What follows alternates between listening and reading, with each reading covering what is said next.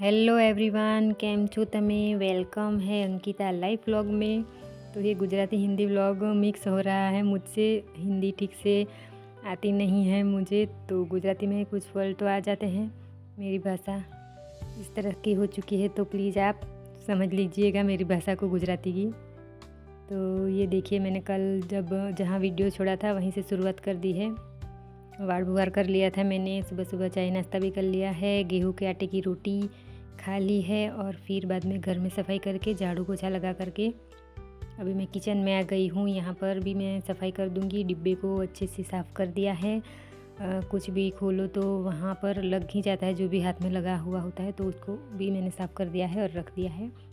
तो कचरे को मैंने बाहर रख दूँगी, विम जेल से अच्छे से इसको साफ़ कर दूँगी। तो एक बार मैंने लगा लिया था और अभी दूसरी बार भी मुझे पोछा लगाना पड़ेगा, तब जाके गैस अच्छे से साफ़ होगा।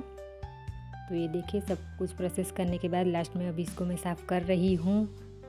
तो एक बार तो साफ़ करना बनता ही है, एक दो बार तो गैस को सुबह शाम खाना बनता है, तो कभी कभी मुझसे तो रह भी जाता है थोड़ा सा। एक बार साफ़ कर लेती हूँ और फिर जब भी गेहूँ की रोटी कोई भी रोटी बनाती हूँ तो फिर गिर ही जाता है। सब्जी दाल वगैरह जो भी बनाती हूँ तो फिर गंदा नहीं होता है, लेकिन आटा बहुत गिरता है।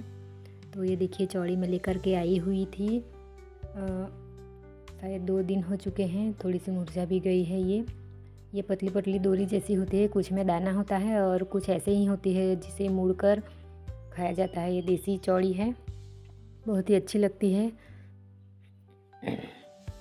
तो मैंने अच्छे से कटिंग कर दिया है और थोड़ी सी जो बाकी थी वो शिवानी ने मुझे कट कर दिया है। तब तक मैंने दाल चावल बना लिया था और शिवानी ने फिर मुझे कट करके दिया है। तो वो बोल रही थी कि मम्मी कुकर में ही खाना बनाओ, चौड़ी का सब्जी बनाना है। तो फिर मैं वैसा ही किया है। मुझे कुकर में ठीक नहीं लगता है, लेकिन शिवानी बोल रही थी तो फिर मैंने कुकर में ही लगा दिया था। ये देखिए, सब कुछ मैंने अंदर डाल दिया है मसाले, और फिर कड़ी लीव्स के पत्ते तो मेरे फेवरेट है, तो वो भी मैंने डाले हैं और थोड़ा सा पानी डाला है सिर्फ। और फिर गैस को ऊपर चढ़ा दिया है कुकर को बंद करके। और फिर इसके साथ तो चावल की रोटी अच्छी लगती है। सुबह की रोटी खा ली है तो फिर एक बार चावल की रोटी बनाऊंगी दोपहर को। तो हमने खाना वगैरह सब ने खा लिया है। थोड़ी देर आराम करके फिर मैं लगी हूँ यहाँ पर साफ़ करने के लिए। ये चना है जो सरकार देती है वही है, तो उसको हमने घंटी में पिसवा लिया था। और फिर जो मोटा मोटा चना रह गया है तो वहाँ पर बहुत ज़्यादा आटा जैसा हो गया था, तो मैं बाहर लेकर उसको साफ़ कराई हूँ। અને પછી આજુ મેં ચોખાનું અને જુવારનું મિક્સ દળનું બનાવવાની છું, કેમ કે મેં પહેલાં તો અલગ અલગ બનાવતી હતી, ચોખાનું અલગ જુવારનું અલગ। તો એમાં રોટી મને કાઢવામાં ખૂબ જ મુશ્કેલી પડતી હતી, નીકળતી જ નહીં હતી તવામાંથી। જેમ તેમ કરીને હું કાઢતી હતી। તો આ વખતે હું બીજી રીતે બનાવવાની છું દળનું।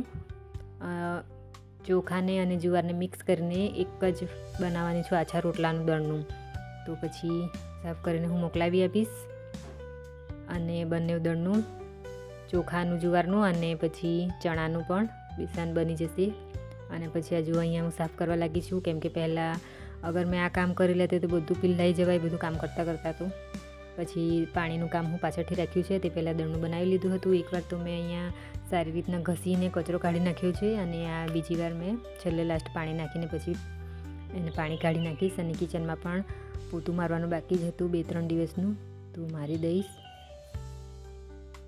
તો આ જુઓ, અહીંયા પણ હું પોછું મારી દઈશ, કિચનમાં સારી રીતના સાફ કરી લઈશ। એકવાર તો મેં અહીંયા એમ જ પોછું મારી દીધું હતું, કચરો કાઢી નાખ્યો હતો, અને આ બીજી વાર ફરી પાછું હું પોતું મારી લઉં છું, એટલે સારી રીતના પોતું મરાઈ જશે। ત્યાં એમ પણ અહીંયા ખૂબ જ પાણી પડ્યા કરે છે। પાણી પીવા માટે આવીએ, બહારથી આવીએ તો તરત જ એક જ દિવસમાં ગંદુ થઈ જાય છે પોતું। એમ તો રોજ મારવું પડે એમ છે, પણ મારથી મારી નથી રહેવાતું। અને આ જુઓ, આ બધા વાસણો પણ બહાર કાઢ્યા છે, ગેસનો ચૂલાઓ પણ અહીંયા જ હતા। આ બીજી વાર પણ મેં કાઢી લાવી હતી, જમીને પછી એકવાર સાફ કરી નાખ્યું છે।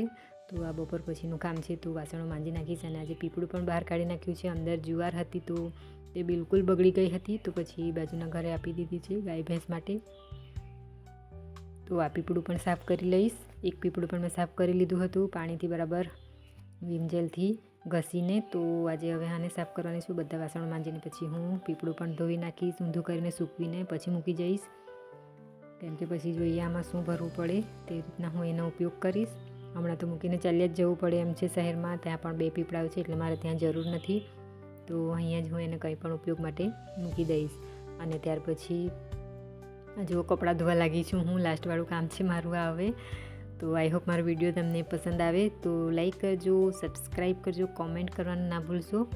તો આ જુઓ મેં જે બારણા પાસેથી કાઢી લાવી હતી ઉપરનું તોરણ, તો તેને એકવાર મેં ધૂળ કાઢી નાખ્યું હતું અને પછી પાવડરમાં બોળી દીધું હતું. તો એને બ્રશ મરાય એવું નથી કેમ કે કાચ છે, અને બીજું એવું છે કે બ્રશ મરાય એવું જ નથી આ. તો એમ જ હું એને ઘસીને પછી પાણીથી ધોઈ નાખીશ ને અહીંયા જ ઉપર મૂકી દઈશ. એટલે પાણી ગળી જશે અને સુકાઈ જશે પછી એને હું લગાવી દઈશ દરવાજા પર. તો આ જુઓ કપડાં પણ ઘણા થઈ ગયા છે. એક બાજુ એના પપ્પાના છે, ખેતરમાં જાય છે તો ખૂબ જ ગંદા હોય છે, તો એકવાર મેં ધોઈ નાખ્યા હતા અને ત્યાર પછી બોળી દીધા છે. અને બાજુના ટબમાં અમારા કપડાં છે. તો હવે રજા લઈએ અને મળીશું નેક્સ્ટ વિડીયોમાં. આવજો.